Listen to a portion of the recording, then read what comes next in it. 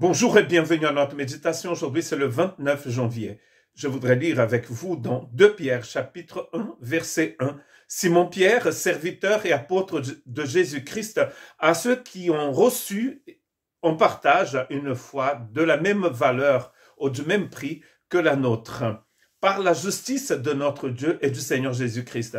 Nous trouvons dans ce verset le même mot, justice de Dieu, que nous avions trouvé dans Philippiens chapitre 1 verset 11. Et depuis l'été de l'année 2024, nous sommes en train de méditer sur ce mot justice. Ici, Pierre nous apprend une chose très importante, la foi du même prix que celle qu'avaient les apôtres, la foi que nous avons reçue du Seigneur, la foi selon Paul, dans Éphésiens 2, c'est un cadeau de Dieu. Cette foi nous vient par la justice de notre Seigneur, par la justice de notre Dieu et du Sauveur Jésus-Christ. C'est-à-dire que c'est une œuvre divine, c'est par l'action divine. C'est Dieu qui nous a donné cette foi.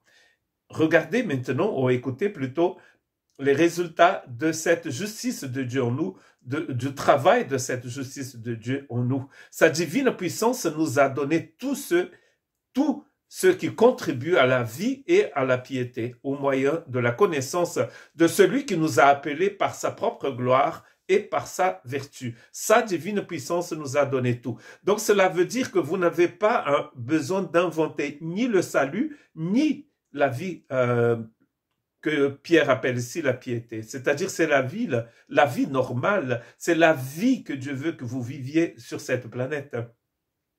C'est par la puissance de Dieu. Car la divine puissance nous a donné tout. Elle nous a tout donné, tout ce qui contribue à vivre dans cette justice et dans cette foi. Donc cela veut dire que pour marcher comme Dieu, parce que nous avons compris que la justice de Dieu, c'est une façon de marcher, c'est une façon de fonctionner, c'est une façon d'être. Pour être dans cette façon de fonctionner, nous avons besoin de la puissance divine. Sans cette puissance, nous ne pouvons rien faire. On pourrait même dire que le seul à pouvoir vivre la vie chrétienne, c'est le Seigneur Jésus. Et c'est pour cela que Paul dit, Christ en vous, l'espérance de la gloire. Que Dieu vous bénisse.